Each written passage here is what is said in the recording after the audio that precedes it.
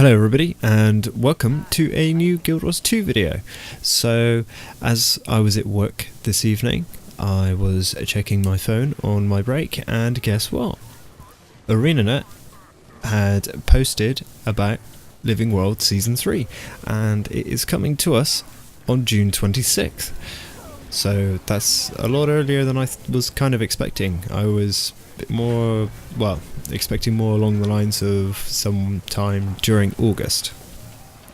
Of course, it pretty much is August at that point because it's the end of July. So, you know, but it's less than 2 weeks away, 13 days as I'm recording this at the moment, or when the post was live, it was posted exactly 2 weeks before Season 3 will be coming out, but, you know, it's all good. So I kind of want to look back on how the two previous seasons have worked out during the releases over the game's lifespan. So Season 1, take it all the way back to the first Halloween event in 2012 or 13, something like that. That was pretty good. And then the one straight after, which was the attack on Lion's Arch, I think, and that was a horrible, horrible lag fest. Just goddamn awful. If anybody watching this video was there back then, they will know the pain of that patch. I mean, the game at that point was really goddamn laggy anyway, and that was just a catalyst for just depression. There is just nothing worse than that fucking shit show, so let's hope it doesn't return to that. Thankfully, it hasn't, but you never know. As a side note, I still enjoy repping my volunteer title for just hammering on signs, and it's so good because it's so rare now, but yeah, funny little side note, I still like that title.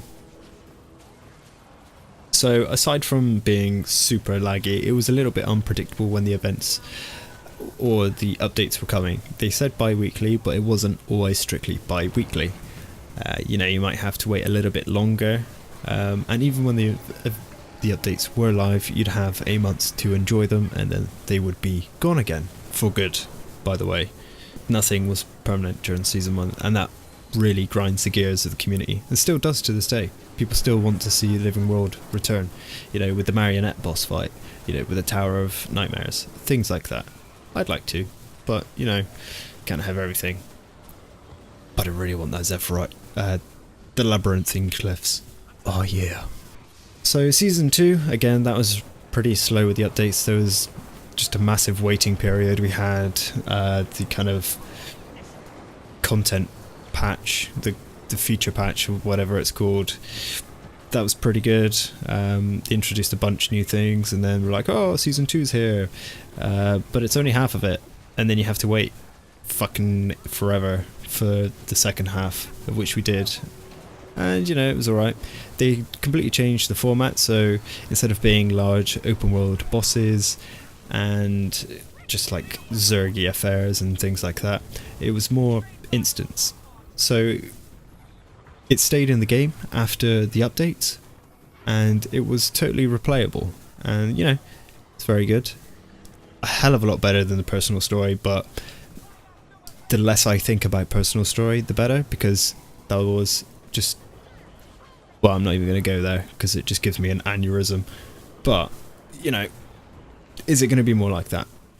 I think it will be. Hopefully it's not rushed like Heart of Thorns was, and it's got a little bit more content and just generally better writing than anything that they've done before, because in my honest opinion, I don't think the story is that good, unfortunately. Not in the way that they've been telling it anyway. So of course, since Heart of Thorns, there's been no real new content. Everything's been recycled versions of old content. For example, Dragon Bash, the Lunar Festival, April Fool's Super Adventure Box. Granted, all of those are pretty baller. Super Adventure Box just being top of the list, just sitting there. Sweet. But it's all recycled, nothing new. And it's been a long time since the launch of Heart of Thorns. There should have been something in there. Of course, we've had the raids since, but that's for a small niche of the community. And I'm not a raider myself. I left raiding back in WoW, when I left WoW years ago, until ArenaNet goes back on their philosophy and adds in the Holy Trinity.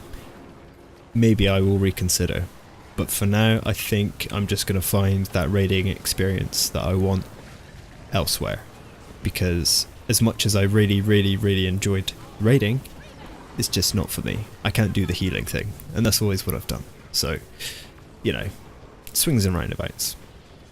So as much as I have really enjoyed the small amount of time that I've been in the raids, I say small, I've spent a fairly large amount of time, in fact quite an inordinate amount of time for the very little reward that I've got from doing it. I've really enjoyed doing that, and I've enjoyed it more so watching other people who are far more competent at the game than I am complete the content. So yeah, I mean, it's just not for me. However, it is nice to know the story, because that's really where it starts to shine for the raids for me. That's the one reason that kind of made me want to get in there and do it, and that was to find out where the story might be going. And in the latest raid wing to come out, where we tackle the White Mantle head on, there are a lot of paintings dotted around the rooms, and they really want the player, or whoever is watching, to see that there is this frozen lake, and all the signs are starting to point towards heading north into the Shiver Peaks. Because not only do you have the paintings, but then you have a small diary written by one of the artists working on the statues in the third raid wing. And in his little diary, he's got some little annotations and some little sketches of mountains and a lake. And then in New Crichton, which can be translated, it says mountains, snowy lake. So it would be a reasonable assumption to believe, and this is also a well-known theory, that we could actually be headed towards the Shiver Peaks in Season 3. Now, this really excites me. Guild Wars has that excellent steampunk aesthetic, and I love snowy maps for some reason. I think it's just the kind of the blues. There's a lot of blues, a lot of contrast. It's very bright but still very dark at the same time. Very much enjoy the snowy environments, especially the Shiver Peaks and Snowdon Drifts. Really like that map, and Timberline Falls. Timberline Falls has got to be my best. I love the colour palette in that map. It's just phenomenal. So if we can get into some places like that, yes. And now when you think of the trailer that they've released, which should be in the background, right at the very end, which should be on screen now, you will see an airship just gently gliding into what looks like a massive goddamn explosion. Probably of magic, who knows, but it's very blue, it's very white. Obviously in the standard Guild Wars painterly style, which is very good, and their trademark, I guess, within the community, or the gaming community at large, I mean. So, it's a reasonable assumption to believe that that could be a thing. However, could be completely wrong, could be a total red herring, and it was all a ruse and they've duped us all. Who knows? Aside from that, we can't forget about Destiny's Edge 2.0 and the aftermath of, Traherne, giving up his life to kill Mordramoth, and of course Air getting mauled by the big old Saurian monster that I can't remember the name of. Yeah, so who knows what they're up to, and more interestingly, what's Timey up to within Rata Novus? That's one story that I'd like to see tied up, and again, they'd kind of be missing out on, a big storyline if they didn't go back to Rata Novus to speak with Timey, to get more information on what the Assyrians were doing, when Prime Mordus woke up. But yeah, there we have it. We actually have new content coming into the game after God knows how long. Pretty crazy. Hopefully there will be videos from me on it, and I hope I feel like playing it more so than I kind of have to play it. You know, do more than just log in, maybe run around for 5 minutes and then log back out again, because that's kind of how I've been feeling recently, which is a shame. Not all of it is down to the game, of course. There's real life things going on, and I've been pretty busy, so whatever. But yeah, let me know what you guys think. Are you kind of more in the season 1 camp, or are you in the season 2, or would you like to see a blend of both, or perhaps even a completely different approach, whatever that may be? But let me know in the comment section below, and I hope you have a great day, and I will see you in the next one.